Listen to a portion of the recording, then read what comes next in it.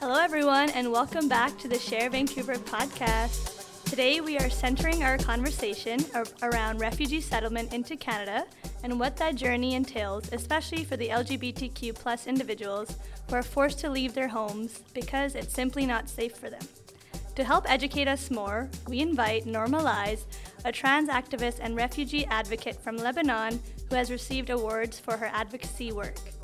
Norma Lize works at Rainbow Refugee, which is a community-based group that helps LGBTQ plus refugees resettle in Canada.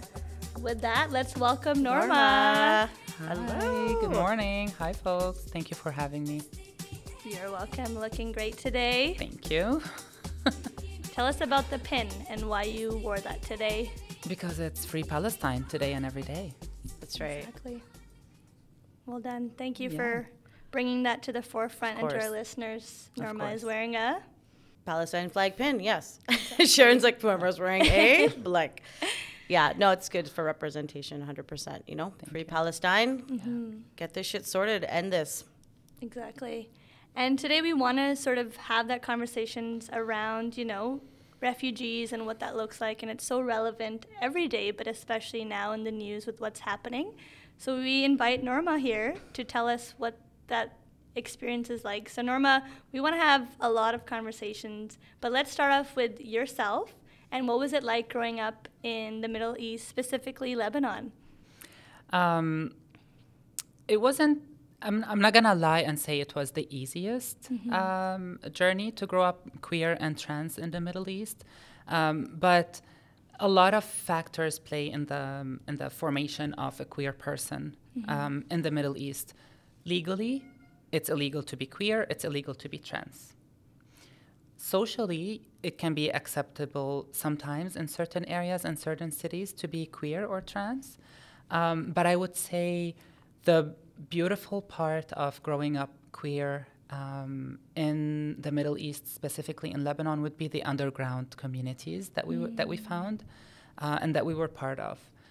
The support that you receive from LGBTQ folks, the love, the knowing that no matter what, they've got your back, and knowing no matter what, even if your parents won't accept you, even if your family, the bigger family, won't accept you, you know that you have a small group of people that you can rely on, and this is the beauty of it. So I'm lucky to be born and raised in a country where I learned at a very young age that chosen family is way more important than blood-related family.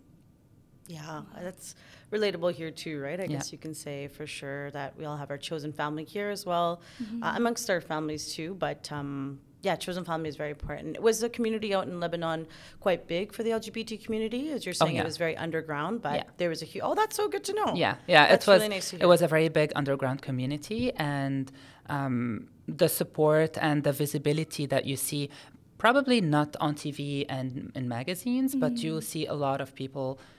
You would know, you know your tribe. You know your tribe. You look at someone and you're like, yeah, I know, girl. I know.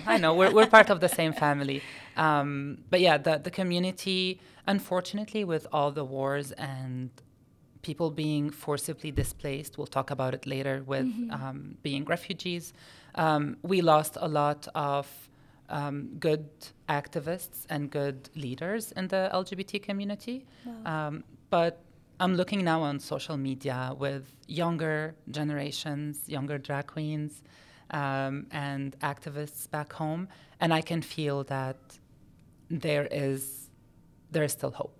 Yeah, they're rising up, right? There's a lot more awareness, and I feel like people are coming out more openly, which is nice to see in so many different countries around the world, such as Lebanon and India as well too. So many different ones. But I think that's the like when we realize like how lucky we are to be, you know, born and raised in Canada, where we don't have to double think about our safety necessarily, like from laws like being, you know, sent to jail or being like our safety is at violence to that extent. Or I know we chatted off this, our struggle mainly is, you know, acceptance from our family, acceptance from society. So even when Niri and I just joined Sharon 3 years ago, but we were also like hesitant to find community just because of maybe, we might be outing each other. Like, what was that like in Lebanon? Like, because you're saying there was an underground community, but was there also fear with like, getting involved with getting them, involved because your safety, of course, your because identity. you don't know, of course, because you don't know, because legally it's not accepted, and you can go to jail for just looking like me or just walking down the street. So the fear is always there. The fear of being outed to your family, the fear of being outed to your school or your church or your mosque or your communities, because everything is led by religion back home. So the fear of pointing fingers at you is always there. And I don't think, even if you get to a point where you feel comfortable in your own skin or where you are out and about, there's always that factor of fear of, I don't want anyone to out me. I don't want anyone to see me in that area. And because you don't know how people can gossip or sometimes willingly or sometimes without them knowing, they can ruin someone else's life. So it's not always something good to go through. But I don't think the fear will leave you anyway. Yeah, that's true. It's kind of an underlying, or like you're always going to feel a little bit of that in your body and your system. Just being queer out in the world, really, you know, you just don't know how people are going to react if somebody's against it or not. But I wanted to circle back to, you're saying that back home, there's some activists that had lost their lives to within the wars and such. But we'll circle back to you. Also, you're a journalist back home in Lebanon, which is amazing. You did a lot of advocacy work out there. So we just want to hear, like, how was it kind of doing journalism out in Lebanon and being an activist out there as well, and signing up for the LGBTQ rights? So I studied journalism and communication arts, and since a very young age, I knew that I like public speaking and I like to share messages with people. I remember when I used to study geography or history, I would sit on our dining table, look at a big mirror on the wall, and pretend like I'm a news anchor and that I'm sharing information with people. So I knew from a very young age that I really wanted to do that. And when I graduated from university, I felt that I have a tool, I felt that I have a voice, and I wanted to use the voice for something good. I wanted to share the information. It all started with just sharing information. I remember I saw a video on a talk show back home of a TV presenter talking to a trans woman, and he was misgendering her the whole time. He was asking her questions about surgeries and what did you do, what are you planning on doing? So, and that was even before I came out to myself I discovered that I'm a trans woman. And I remember I recorded a short video and I posted it on Facebook and it went viral. And I was just talking about how, from a journalism point of view, because I am a journalist and I know what you can ask, what you're not allowed to ask. And from an LGBT activist point of view, like, what the hell, dude? You can't ask questions about surgeries. You can't talk to a woman in front of you and refer to her in the male pronoun.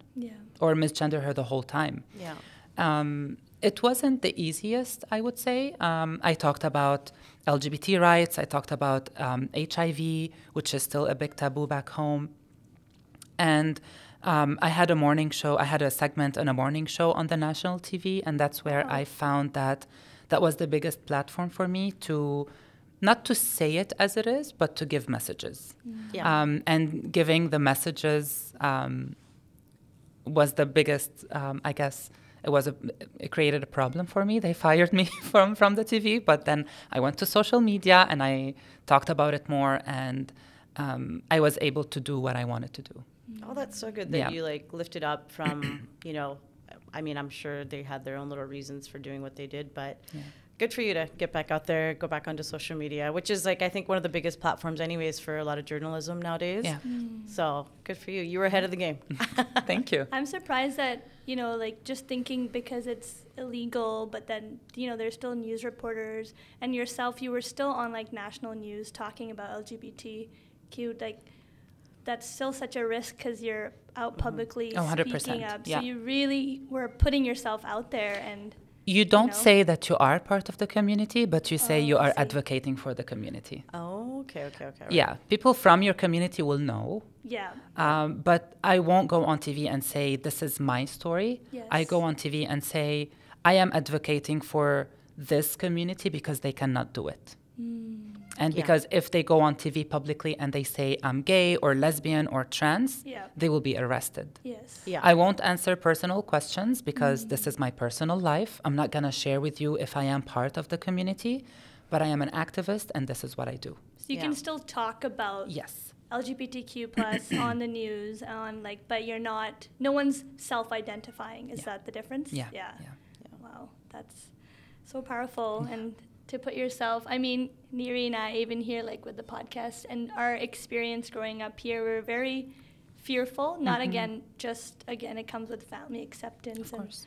And I think to put yourself on social media, to put your face, your whole body out and talking about LGBT issues or education is powerful. And I think these are the people that have helped us, trailblaze the way for us to feel comfortable with ourselves. So I'm sure you've helped a lot of people in Lebanon at that time, being like, or education or seeing themselves in what you're saying. Yeah, or just seeing that there's folks on TV that are queer, right? Because like you said, people know when they know, they know, right? Yeah. They seeing you on TV Of being course. like, I got you. Yeah. I'm feeling see something. you. Yeah. I see you. Yeah. I see Yeah. you. That's like when you see a brown person. Well, back in the days when you didn't have that much representation, you'd see that one movie or that series because you're like, oh, a brown person made it. Let's support. Yeah. So it's like, it's the same. You want to support. I guess it's still the same with trans women. Yeah. Whenever you see representation in movies or books or TV shows, you'll be like, okay, it feels good. Yeah. It feels good to be For sure. represented. It feels good that there's a trans person playing a main role in a TV show. Yeah. And not just playing the trans character. Yeah. So Norma, we'd like to now turn into our conversation into what is a refugee, and maybe we can debunk some of the myths of what a refugee is. I think, just the word even immigrant can have such a bad, negative association with it. So let's debunk some of the myths of what a refugee is, and maybe you can share more about that. Of course. A refugee is a person who was forced to leave their home country or the country where they are born and raised due to persecution, war, or natural disaster. As simple as it can be. That's the pure definition of what a refugee is. When we talk about persecution, it can be religious, it can be persecution based on your SOGI, sexual orientation, gender identity and expression, and it can be for political reasons. And the differences between refugees and immigrants, in my understanding, would be a refugee is someone who's forced to leave. An immigrant, in a lot of cases, immigrants are people who are willingly leaving to explore the world. Yeah. I want to leave my country seeking, maybe because I don't have a lot of work opportunities back home, or my kids will never have the best opportunities. So I will immigrate to another country where I know my kids or myself, I will be able to have a better future. But refugees they don't have the luxury of choosing. Yeah. I believe that I was forced to leave because of who I am. And a lot of refugees nowadays are being forced to leave their home country because of simply who they are. Yeah, no, those are good definitions. Because, we're all immigrants here. Every single one of us are immigrants here to this country, right? So I look at it like that. And our parents came here not as refugees, but as immigrants, maybe through marriage or whatever it may be, how they came back in the day. Seeking a better future for you and for them. Exactly. Yeah. Exactly. And that continues to happen nowadays too, right? So yeah. The big difference is the choice factor, it seems, right? It's not a choice. And I think, as we know, Canada has opened its doors to a lot of refugees. And there's been a lot of backlash with that, being like, well, refugees are going to become a burden to Canada's system, or the myths are like they're hopeless people and they're looking. And I would love for you to talk more about that, because we were reading up on that, and there's certain myths like refugees are helpless and weak, which is obviously inaccurate. Refugees will pose a threat when clearly they're trying to leave because they're being threatened. And yeah, refugees become a burden. Like, what would you like to say to that so that we can rethink what a refugee is? Do you feel threatened by my presence today? Definitely not at all. Yeah. I want to circle back to something that you said about Canada opening the doors for refugees. I don't know how wide the doors were open for refugees, because even when we move here, we still have a lot of obstacles and we don't have equal opportunities like everyone else. Before I moved here, and I'm saying this knowing that I am extremely grateful and thankful for all the opportunities that I gained here and for the life that I have here in Canada.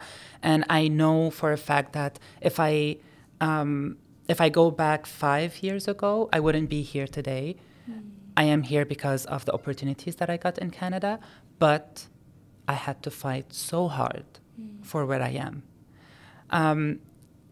Not all refugees or immigrants have equal opportunities in this country, unfortunately. We're still learning. We have a lot to work on.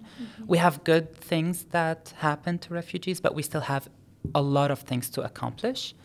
And when we talk about the myths and misconceptions about refugees, honestly, I don't think, again, because it was not a choice, I don't think anyone who's forced to move here will pose a threat on someone or will be in a position where they can do something that goes against the rules.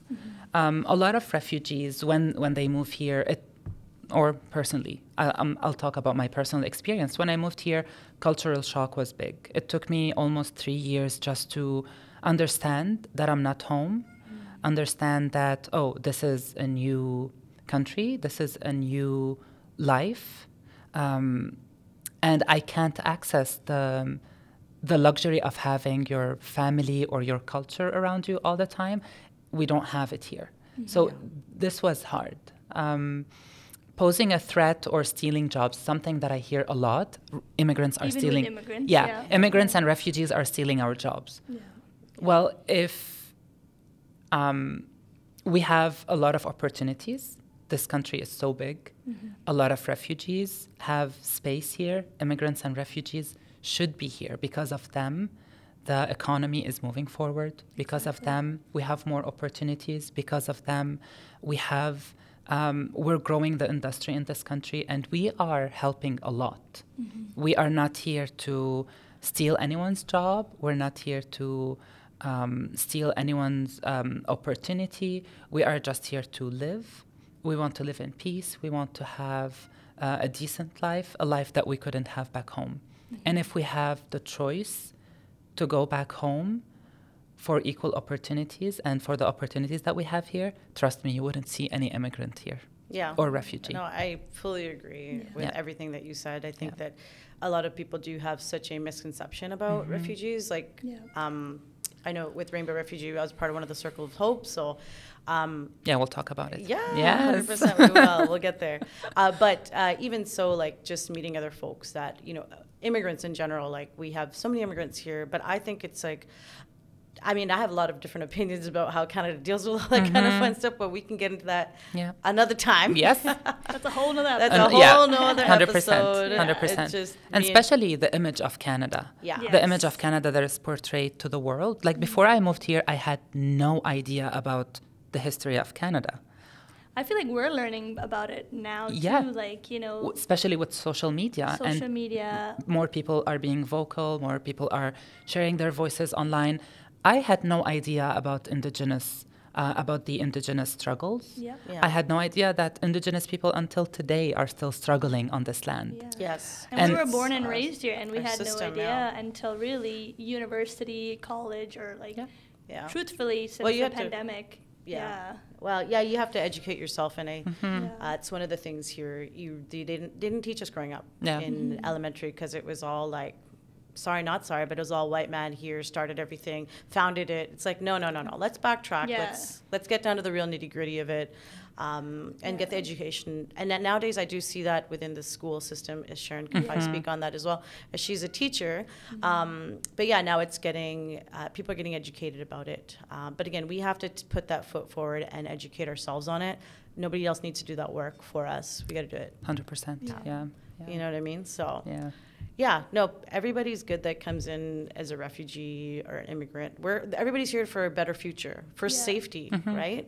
Yeah. And to build their own families and have good friendships, you know what I mean? And enjoy the beauty of this country. Oh, yeah. That was what it was like when people here felt that immigrants were coming in. Like when we've had our different guests, like Baltej, for example, when he shared his coming here, he went through a lot of racism, and they were attacking him for being like a visible sick man, just for being who he is. So when we do say like Canada opens its doors, I know it comes with a lot of obstacles, 100%. barriers. We portray Canada as like it is a beautiful land, but it's not as accepting as we may think it is. And you've shared that, and we want to jump into more of your Even know racism, Islamophobia, transphobia, homophobia, everything. Everything. Yeah, I know people have this image of Canada being super open, but I'm always like, no, like there's a lot of shit behind it, and there is all of these things. You know, racism is huge, but people don't. So they throw a blind eye because we also go to our neighbors, the America. We're like, they're the worst, and I'm like, we're pretty much up there. We're along the same lines. We're not that far. Yeah. We're big butt heads as well. Yeah. And we got to change that, right? Yeah. So, and that's, again, educating That's why we're ourselves. here. That's why we have this podcast. That's right. Yeah. In saying that, let's talk about your experience moving to Canada in 2018, and like, what was your experience coming here when you were here? Yeah. And sorry, what the process was actually is what I was meaning to say. Yes. Of coming to Canada, was it hard? Was it difficult and such? Please share your story. Yeah. It wasn't the easiest journey. I moved here and I knew only one person. Before I moved here, I was in contact with him, and he was helping me somehow to understand the country and to understand the community. I moved here in December 2018 on a rainy Tuesday night, and it stopped raining in May. It was the longest rain ever. I didn't expect that. It was so dark and so wet. And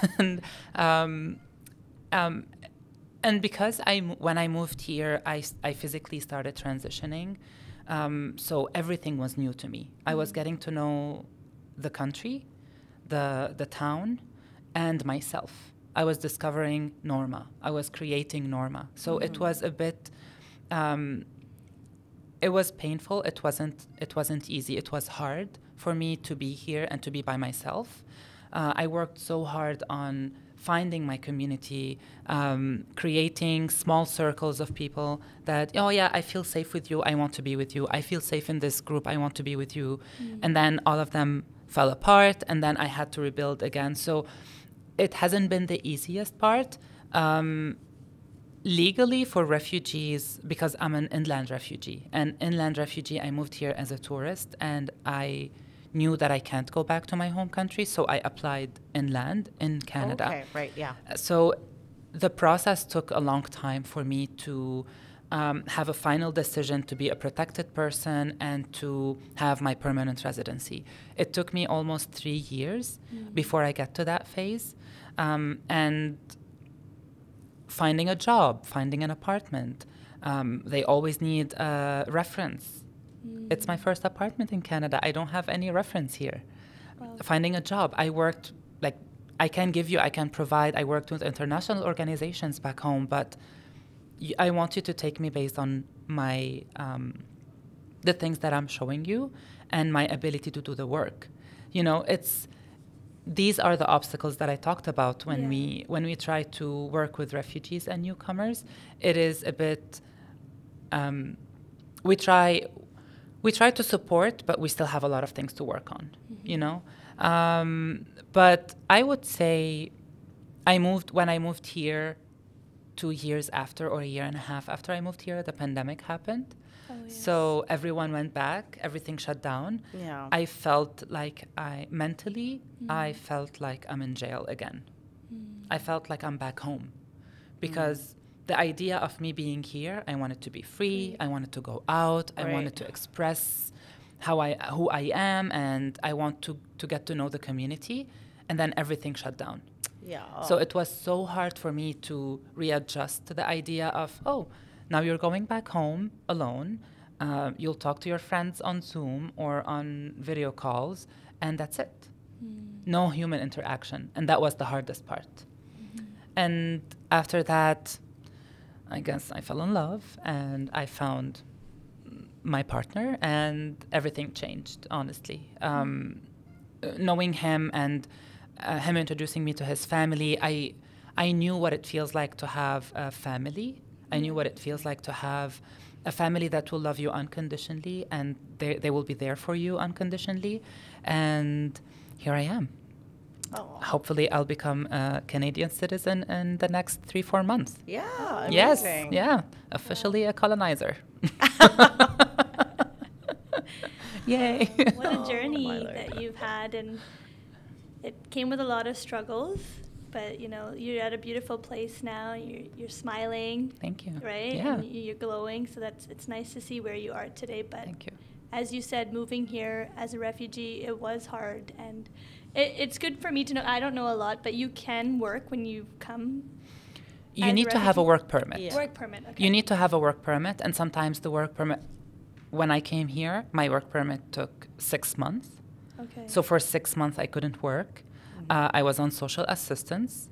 I was taking $632 every month from the government, and they thought that the $632 would be enough, to pay rent, food, and transition. Yeah. Yeah. So it wasn't easy. Yeah.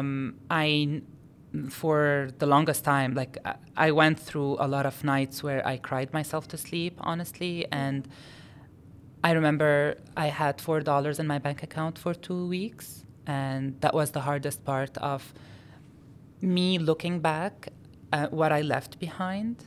I had a full-time job. I was making money. I had my own car. I lived alone. And then I'm here now having $4 in my bank account. It was the hardest thing to go through. But then, of course, what else can we do? We are survivors. I had to stand up again, look for jobs, go for internships, and then fight for my space on the table. Yeah. And here I am. Here you are, thriving. Right? Doing my best. See, that's another myth that's debunked right there with what you said. Like, refugees are relying on the Canadian welfare or whatever assistance, but clearly, what is $600? Do you know what I mean? Now I guess it's 1,000, Yeah. 1,100. But what but is still. that really? Yeah. Right? In Vancouver, you really can't do anything with that. You can barely. That's not even half a month's rent. No, Here it's an expensive nowadays, city. Yeah. Yeah. Yeah. But I mean, coming as a refugee, you're coming with nothing, right? Yeah. So again, that system needs to change. I mean, I'm grateful that they have that in place for that, for folks coming over in that sense. But there's a lot of change, as you know. You and I both know. 100%. Yeah. Yes. Yeah. I know Sharon's got a question she's been dying to ask. Yes. I'll let her go. Since Go we ahead. talked about moving to Canada. Yes. And we'd like to jump into your experience at Vancouver Pride. And what was Davie Street like when you first arrived? That's a loaded question. That's one street we have. And Commercial Drive. Davie Street was full of rainbow. It was full of colors and full of gays. I saw, the minute I walked on Davie Street, I'm like, oh my God, this is a safe space. This is a place where you can be whoever you want to be. This is where I want to live. And I lived there for 3 years. However, the first verbal harassment that I received in Vancouver was on Davie Street. Someone driving their car opened the window and said transphobic stuff to me. And it was a reminder, it was a reality check that you create your own safety, and there's nothing. Yes, we try as much as possible to create safer spaces, but something safe for me can be dangerous for you, and something safe for you can be dangerous for me. So I love that we have the representation on Davie Street. I really want to see more trans representation on Davie Street. I really want to see more trans flags, and not just during June, July, August. I want to see trans flags all year long. And marching at the Vancouver Pride Parade the first year in 2019 was life-changing because I received a lot of love. I saw a lot of love from people around, from people that I don't know, people that I will never meet in my life ever again. But I received a lot of affirmation, a lot of confirmation. We see you, you're here. We love you for who you are. So the first experience was extremely beautiful. And then I learned a bit more. Things got more political. And I started learning more about the history of Pride parades in general. And the last Pride parade in 2023, to me, it was another reminder that Pride is a riot. It's not a celebration. It's a reminder that we're still here, we're still fighting, we are still thriving every single day and fighting for our existence. We are being killed, we are being silenced, but we will never give up. Yeah. And that's why I marched in the Pride Parade this year. And was that with Rainbow Refugee? Yes, yeah. I work with Rainbow Refugee, and I marched with them under the title or the theme, No One Left Behind, because we feel that we marched for us and for the refugees who are not here yet, for everyone who is fighting so hard to exist and fighting so hard to be safe. At least I marched for my trans and non-binary friends and siblings who are not in Canada. I marched for them, and a lot of tears, a lot of anger, a lot of cheering, a lot of love, a lot of emotions during that day. People think that it's just, it's a day where you'll go and walk and be colorful and be whoever you want to be. That day is extremely exhausting. One, because you're walking for a long time in the sun, in the heat, and two, because you are carrying a lot of emotions and you are receiving a lot of emotions from people around you. It can be exhausting. A lot of energy in downtown for that Yeah. for that day for sure. And a lot of people will show up in different ways. A lot of people will go to Pride to celebrate, which is amazing. Because people want that space to celebrate. And a lot of people go to riot. Because we need spaces to raise the voice and make sure that people know that we're still here.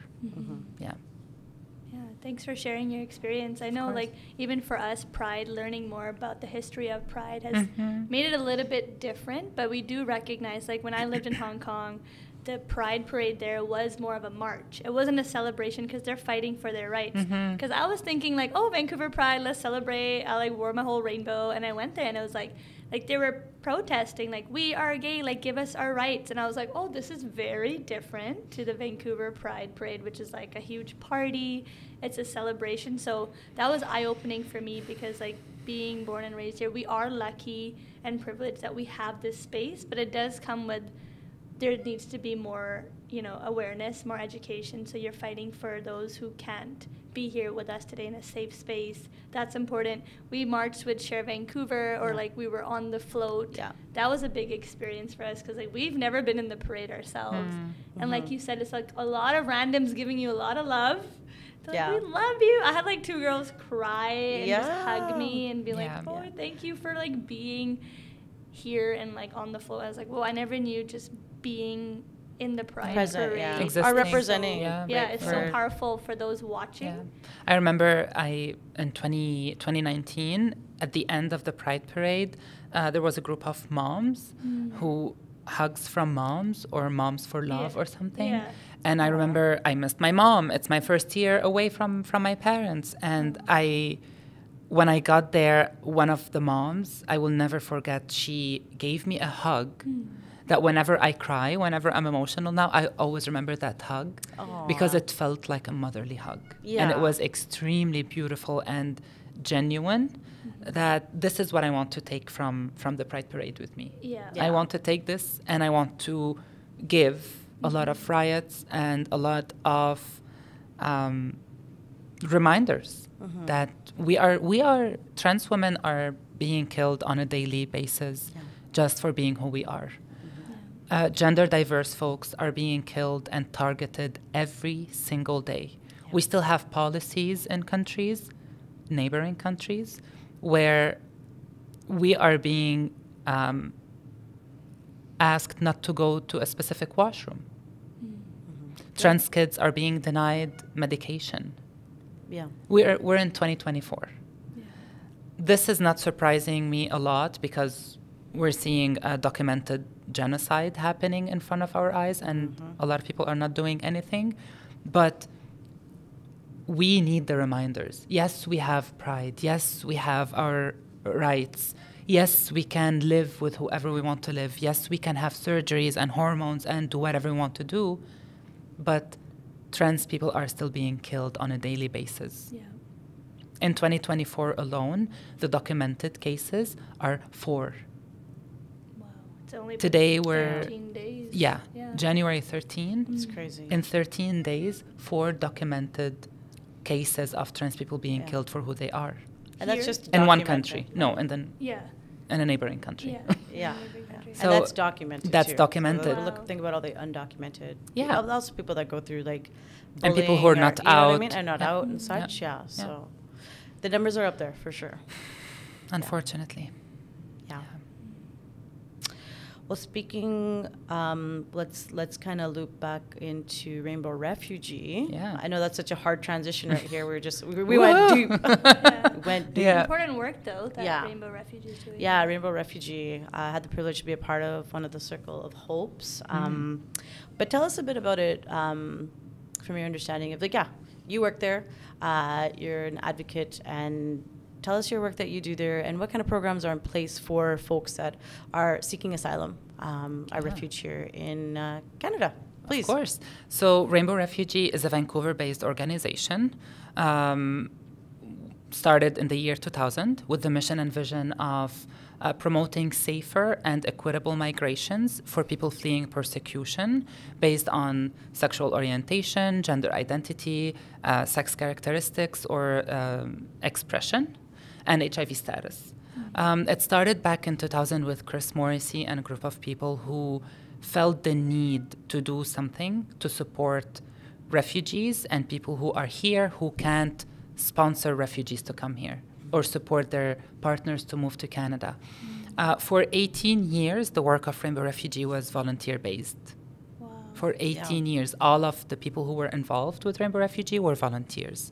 And then in 2019 and 2020, we moved more into a structure of an organization.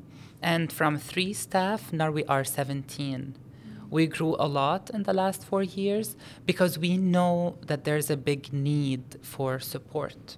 We know that a lot of refugees are moving here, increasing needs, and we felt that we have the power to do this work. Rainbow Refugee is recognized nationally as an organization. A lot of organizations across the country, from coast to coast to coast, they believe in the work that we do, and they support Rainbow Refugee. And the programs that we have private sponsorship program, which you were part of, in the Circle of Hope, where people in Vancouver, they form circles, we call them Circles of Hope, to sponsor refugees to come here. The journey would be up to 3-4 years from forming the circle, fundraising the money, and welcoming the newcomer, and then supporting the newcomer for 12 months after they arrive.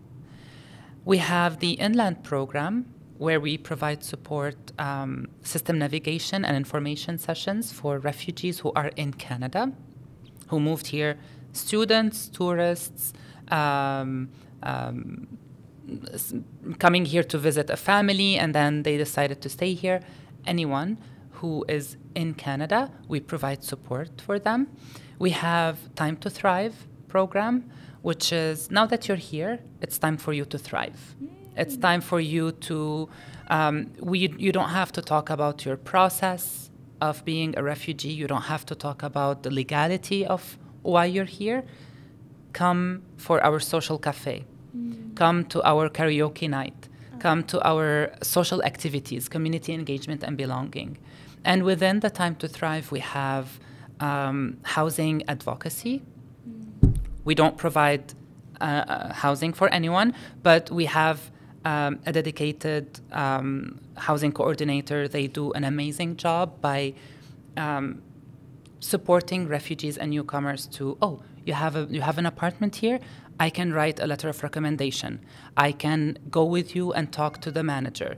If your English is not very good, I can support you in advocating for your rights as a renter. So, and we have, of course, counseling at Rainbow Refugee, a part-time counselor who was a refugee sponsored by Rainbow Refugee. Amazing. Who is here and now is giving back to the community.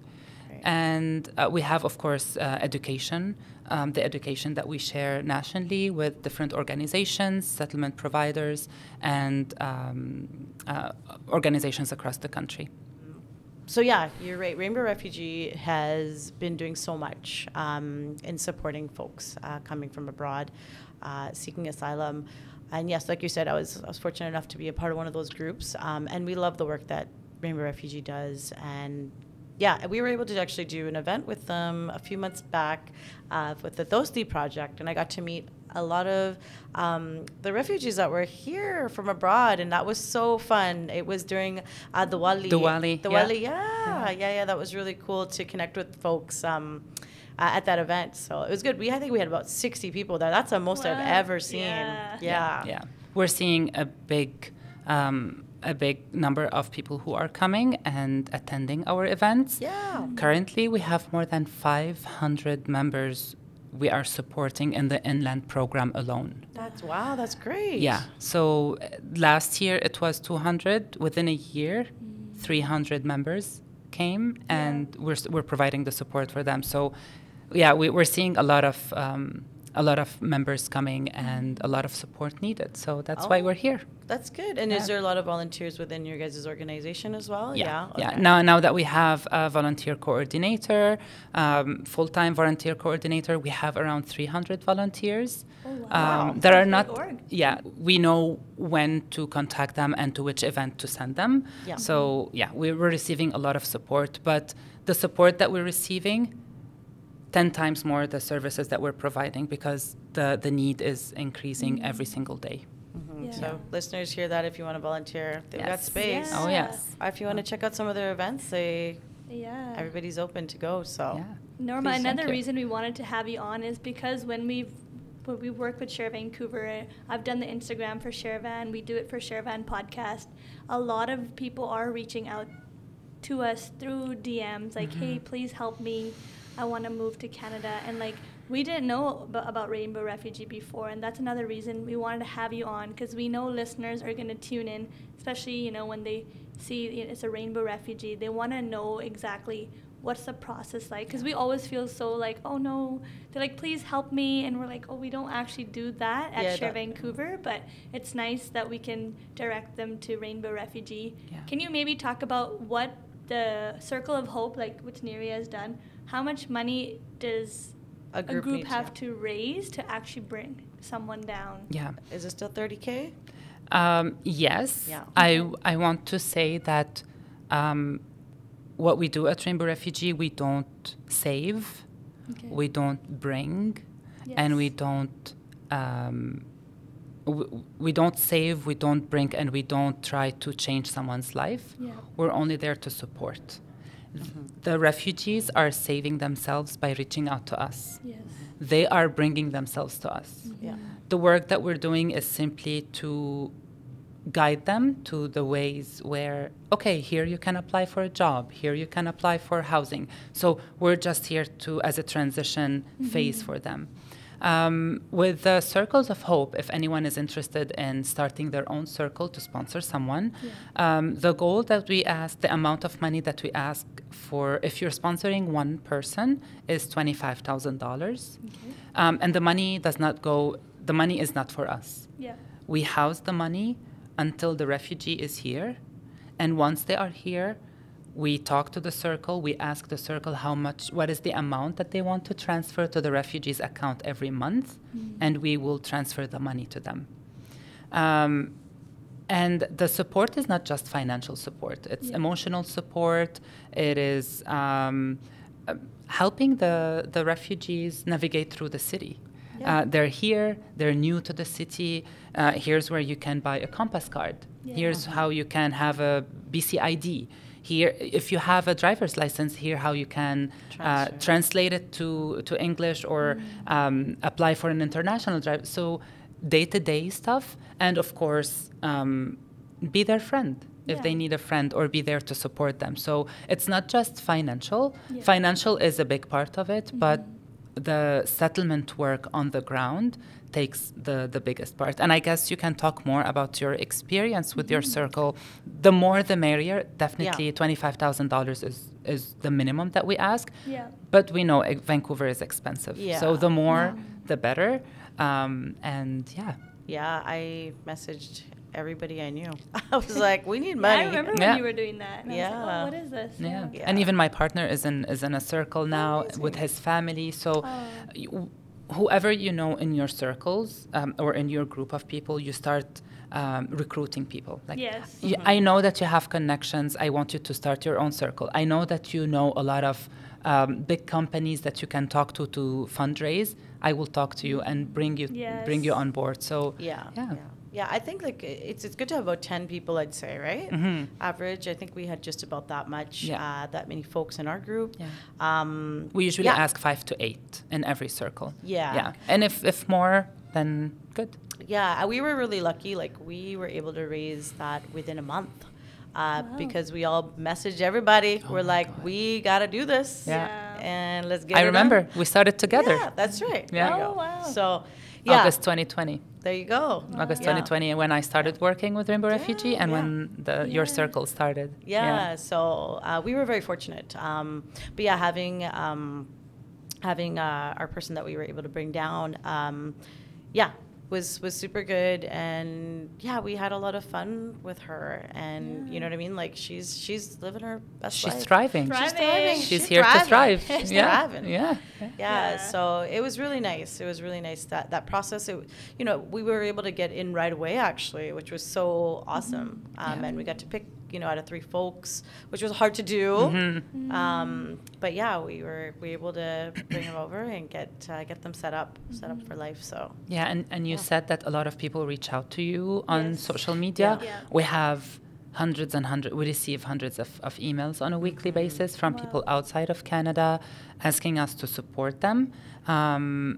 We always remind people that we're a small organization. There's so little that we can do. And we have a list of names and private information of people who reached out to us. Once we have a circle, we try to match them with a refugee for them to sponsor. But the list is very, very, very long, unfortunately. And as we're speaking, I'm sure someone is sending an email and asking for support. So I think it's important for our listeners to know that that's one way that we can help support is creating a circle of hope with our friends, and Niri family. was explaining it's so rewarding. And you can always volunteer with Rainbow Refugee. You can always fundraise for Rainbow Refugee, support us financially, or talk about Rainbow Refugee when you have the chance, if you have a platform, because the more people know about the work that we do, the more support that we are able to provide. Yeah, totally. Or if you want to donate $20 a month or something to a different circle, that's always really helpful. So a lot of organizations now, we rely on donations and fundraising. So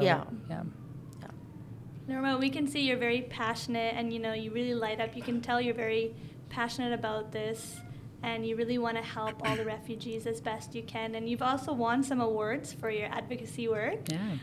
Tell us about that experience. How does it feel from yourself, forcefully having to leave, now being here, receiving awards for your work, what does that full circle moment feel like?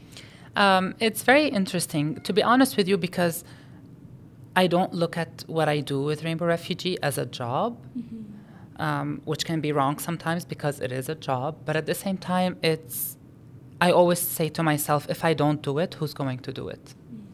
Yeah. I'm part of the community. I am a refugee. I am part of the LGBT community, and I am supporting other refugees and LGBT people to be here. Yeah. So if I don't do it, who's going to do it? And when I forget that this is work and this is my day-to-day job, being rewarded or someone saying thank you for the work that you're doing or being recognized for the work that we do is very helpful. Yeah. And it's nice. It's nice to hear that someone is appreciating your work. Yeah. Yeah, congrats on the January Marie Lapuz Award. Thank you. You won the grand prize for the Youth Leadership Award. Yeah, in 2020. Yeah. Thank you. Yeah. It felt good to be recognized here in Canada. It felt good to be recognized by an organization for the work that I did before I moved here and for the work that I'm doing here. Yeah. That's when we heard about you. Yes. And saw your photo. I was like, okay, one day, and here we are. Yeah. Thank you. Yeah, we're almost coming to a wrap here, Norma Lize. So in saying your name, I want to know a bit about... Sorry. I love the way you said it. Norma Lize. I know it sounds like I'm saying lies, but that's just maybe how I say it. I love it. Okay. Yeah. We'll make it a reel. Okay. Tell us a bit more how you came up with that beautiful, amazing name, because it's awesome. Thank you. I know we had a chat about it before, right? Yeah. About your name. So please do. Of course. Give everybody some insight on your name. Yes. Should I say it one more time? Please go ahead. Norma Lize. Yes. So one of the joys of being a trans person is the ability to change your name. And the ability to go with a name that you choose and not a name that your parents gave you. When I came out to myself and to the people around me, when I started inviting people in this part of my life, I chose Norma because, one, I love the name. It's a very old name, and I feel like an old person. And because whenever I meet people, they'll be like, oh my God, yes, my great-great-grandma, her name was Norma. My great-aunt, her name was Norma. So it's not a young name. And I share the same birthday with Marilyn Monroe. Her birthday is on June 1st, and I am born on June 1st. And her real name was Norma Jean Mortensen. So Norma felt real. And Lize is to simply normalize being around trans people. Yes. Because we're here, we're queer, and we're not going anywhere. Yes, I love that. Yeah. I love that story. Yeah. So good. Thank you. I love that. Thank you. We are going to wrap up, and we just want to ask you, what would you like to say to those refugees who are, like you said, there's hundreds and hundreds of people waiting. Is there a message you would like to say to them? Like, think back when you were on the wait list, or when actually you came inland, but what would you like to say to those refugees who are waiting to start over and live their lives? To everyone who's waiting and trying to find a way out, one thing that I can say is be patient. Be patient with yourself. I know that saying be patient can sound a bit tone deaf because someone is a dangerous situation, they want to leave as soon as possible, but I say be patient because being patient with yourself is being gentle with yourself. No one is going to protect you. No one is going to save you. No one is going to support you the way you support yourself. One thing that I really emphasize on, yes, you will see the light at the end of the tunnel, but until you get there, let the journey be smooth, as smooth as possible. Take care of yourself, take care of your mental health. Try as much as possible to be safe. Yeah. Try as much as possible not to put yourself in dangerous situations if you know that being in this country or being in this area is very dangerous for you. Try as much as possible to be safe. And sometimes while you're waiting for this relocation to happen, you will be able to find a better solution for you. You'll be able to find a durable solution for you wherever you are. So be safe, be kind to yourself, and try as much as possible to to surround yourself with chosen families and people who will understand you and people who will support you. Thank you. Yeah, of course. It's a Thank you. beautiful message and very Thank important. you. Thank you. And to all the allies out there, allyship is not a title that we can put on our resume. Allyship is a daily work. Allyship is something that we have to do on a daily basis. Try as much as possible to lead with love, acceptance, and respect. All we need is love right now. All we need is for someone to look at us and say, I see you, I hear you, we can work on everything else later. Leading with love and respect can save lives. And allies, we need allies more than ever to help us exist and to help us raise the voice. We can't be here without the allies. We can't be here without everyone who's next to us supporting us. So if you are an ally and if you are listening, try as much as possible to get to know a trans person, love a trans person, love a trans person in the daylight. Don't love a trans person behind closed doors. Don't love a trans person only on social media. Try to educate yourself. Try to engage in conversations with a trans person because this is what we need today. Yeah. Thank you for spreading that great message. Thank you. To everyone. And for people that do want to see you, hear you, love you, what are your handles on Instagram or any other platform that they can connect with you? Yeah. Or hear your story or, see what you guys are about. Of course. Please do share. Thank you. Thank you for having me here today. For people who are listening and watching, and if you want to be in touch, you can follow us on social media at Rainbow Refugee Society or Rainbow Refugee Canada. And on my personal social media, it's Norma Lize, where I talk about a lot of trans topics. And of course, like always, Free Palestine. Yes. And it's not lies like Lies, how I No, say it. yeah, it's Norma, Lize. It's to normalize being around us. Normalize. Yeah. And that's a wrap. We'll say bye on 3, 2, 1. Bye-bye. Thank you.